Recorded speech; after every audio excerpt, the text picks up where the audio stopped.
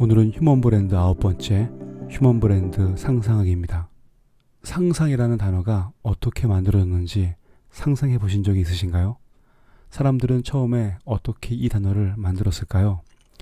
여러 설명이 있지만 제 마음에 드는 해석 하나를 소개하겠습니다. 상상의 상자를 보시면 사람인과 코끼리 상이 같이 있습니다. 이 단어는 코끼리의 뼈 주변에 사람의 뼈가 있는 것입니다. 사람 뼈와 코끼리 뼈가 함께 있는 것을 발견한 사람은 무슨 생각을 했을까요? 이 장면을 생각하는 것이 바로 상상입니다. 제가 고대인이 되어서 사람 뼈와 코끼리 뼈가 함께 있는 것을 보았다면 무슨 상상을 했을까요? 코끼리를 애완견처럼 데리고 살다가 같이 죽은 것일까? 아니면 코끼리 사냥하다가 같이 죽은 것일까? 혹시 죽은 코끼리와 같이 장사를 하면 다시 태어날 때 힘 있는 코끼리가 된다고 믿은 것은 아닐까? 이처럼 상상은 사람과 코끼리가 같이 있는 그 장면을 보는 것입니다. 휴먼 브랜드도 사람인과 코끼리 상이 하나가 되어 모양상이란 단어가 된 것처럼 서로 다른 휴먼과 브랜드가 되어 새로운 개념과 의미를 갖게 되었습니다. 오늘 동영상은 휴먼 브랜드가 되는 지식에 대해서 그리고 학습하는 방법에 대해서 간략히 설명하겠습니다. 이 그림은 내림차순 숫자로 선을 연결하여 코끼리를 만드는 간단한 그림입니다. 숫자만 알면 되죠. 선을 넘지 않고 숫자를 따라가면 완성됩니다. 우리가 받는 주입식 교육과 비슷하지 않나요? 학교 교육의 결과는 모두 숫자로 보여줍니다. 1등 혹은 100점. 이런 숫자가 연결되어 등급이라는 그림을 그려줍니다. 그러니까 유치원부터 시작해서 남들이 부러워하는 학교 코스를 밟으면 그럴듯한 직장을 다닐 수 있죠. 나라마다 편차가 있지만 주입식 교육은 이렇게 선긋기를 잘해서 사회에 나가 줄서기를 하는 것이죠. 이런 그림에는 상상력이 필요 없습니다. 그리고 사회에 나가보면 이런 코끼리 선긋기 그림은 사라지고 있습니다. 디지털 사회는 학벌이 아니라 실력으로 자기 미래 그림을 그리는 사회입니다. 이 그림도 코끼리입니다. 이제부터 상상력이 필요합니다. 형태는 있지만 숫자를 따라서 그린다고 코끼리가 되는 것이 아닙니다. 일단 숫자가 없습니다. 무엇보다도 이 코끼리 그림에는 변수가 너무 많습니다. 그리고 선으로 이어진 코끼리가 아니라 색깔도 입혀야 합니다. 학교에서 배우는 지식으로 지금의 코끼리를 그릴 수 없습니다. 예를 들어 보겠습니다. 수학 같은 지식은 쌓이는 지식입니다. 덧셈, 뺄셈, 곱셈, 나눗셈을 시작해서 미적분과 기하까지 지식은 계속 업데이트가 됩니다. 서로 모순적이거나 상반되는 지식은 없습니다. 우리는 정답을 찾았고 점수를 받았습니다. 하지만 사회에서는 정답과 점수는 없습니다. 특히 브랜드 지식은 쌓이지도 않습니다. 브랜드 지식은 다른 브랜드 지식에 의해서 갈아엎어져 사라집니다. 아주 오래전에 애플은 노키아라는 브랜드를 삼키고 새롭게 일어섰습니다. 이제 노키아를 성공 사례로 다루었던 마케팅 책은 팔리지 않아서 절판되었죠. 여러분이 5년 전에 출판된 마케팅 성공 사례가 있는 책을 살펴보면 바로 알 수 있습니다. 성공 사례가 나왔던 브랜드는 거의 사라졌을 것입니다. 무엇보다도 애플 브랜드 지식으로 나이키를 경영할 수 없습니다. 같은 브랜드일지라도 오래 성공한 마케팅 전략을 내년에 또 쓸 수 없습니다. 반복되는 순간에 도태되기 때문입니다. 브랜드 지식은 이처럼 규칙과 원칙이 없습니다. 브랜드 지식은 미래를 기반으로 합니다. 인간의 능력 중에서 가장 필요한 것은 상상력입니다.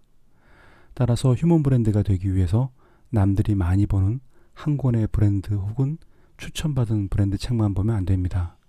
마케터가 쓴 브랜드 책과 디자이너가 쓴 브랜드 책이 같은 단어를 쓰지만 정의와 개념이 다른 경우가 많습니다. 추천하는 것은 다양하게 살펴보아야 됩니다. 한 주제에 대해서 여러 사람의 지식을 통합해서 배워야 합니다. 창업에서도 부먹이냐 찍먹이냐는 논쟁이 있습니다. 저번 동영상에서 말씀드렸던 것처럼 먼저 창업주의 아이덴티티를 확립하고 아이덴티티를 가장 잘 보여줄 수 있는 아이템을 찾는 방법이 있습니다. 또 하나는 아이템을 먼저 선정한 후에 자신의 아이덴티티로 차별화시키는 방법입니다. 저는 전자를 택하지만 대부분 창업 교육은 후자입니다. 지금 보시는 창업 지식을 살펴보면 이해할 수 있습니다.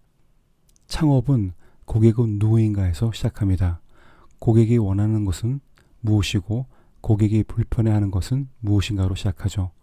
고객이 원하는 것을 상품과 서비스로 아이템을 먼저 만들고 창업주의 아이덴티티를 투여하여 브랜드를 런칭하고 시장을 확대합니다.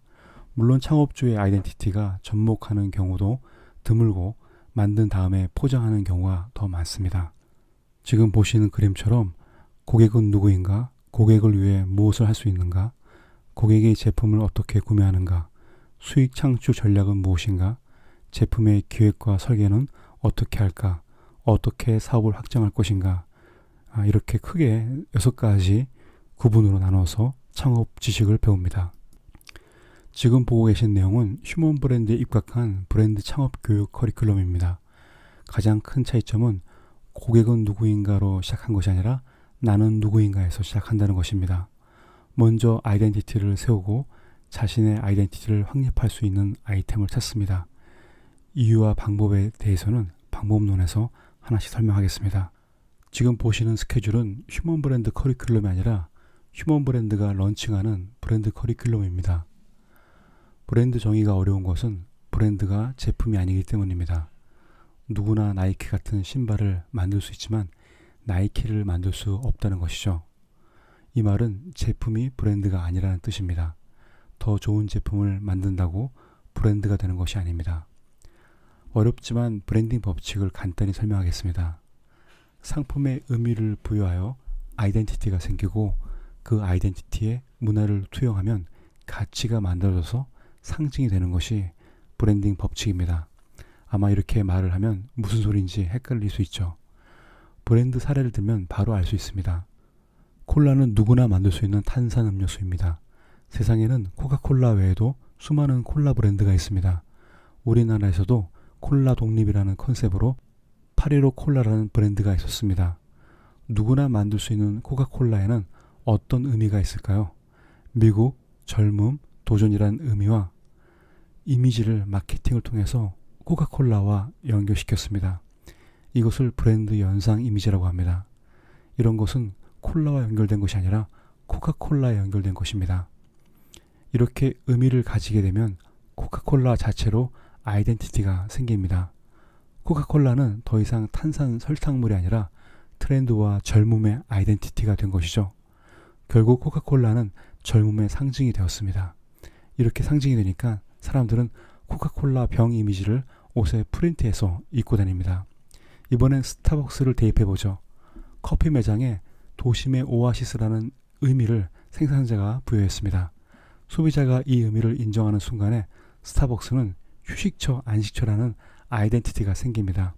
결국 스타벅스는 도심의 힐링이라는 상징이 됩니다. 제가 쉽게 설명하기 위해 브랜드 법칙을 일반화시켰습니다. 하지만 독자가 좋아하는 브랜드를 떠올려서 공식에 대입해 보십시오. 1차 방정식처럼 간단합니다. 상품의 의미가 아이덴티티로, 아이덴티티가 상징이 되는 브랜드. 브랜드가 갖는 궁극의 목표는 상징이 되는 것이죠. 이것을 휴먼 브랜드에 적용해 보겠습니다. 자신에게 의미를 부여하면 아이덴티티가 생깁니다. 그 아이덴티티로 일관성 있는 삶을 살면 자신만의 가치를 가질 수 있습니다. 그리고 그 가치는 자신만의 상징이 됩니다. 물론 말처럼 쉽지 않습니다. 이 과정에서 짧게는 10년, 길게는 평생 걸리는 인생 프로젝트입니다. 저의 존재 의미는 지식으로 사람을 섬기는 사람입니다. 이렇게 의미를 부여하면 저에게는 컨설턴트 혹은 코칭이라는 아이덴티티가 만들어집니다. 이렇게 구축된 아이덴티티를 전문 잡지 발행, 브랜드 교육, 컨설팅을 하면 언젠가는 휴먼 브랜드의 상징성을 가질 수 있겠죠. 지금 하는 동영상 작업도 아이덴티티 구축 작업입니다. 의미는 제가 부여하고 아이덴티티는 저와 제 서비스를 받는 사람이 부여합니다. 상징이 되는 것은 제가 하는 것이 아니라 고객이 정하는 것입니다. 브랜드를 구성하는 요소는 4개가 있습니다. 브랜드 컨셉 가치 목적, 브랜드 네임 심볼, 디자인 스타일, 제품과 서비스. 입고 있는 바지를 보십시오. 바지는 제품입니다.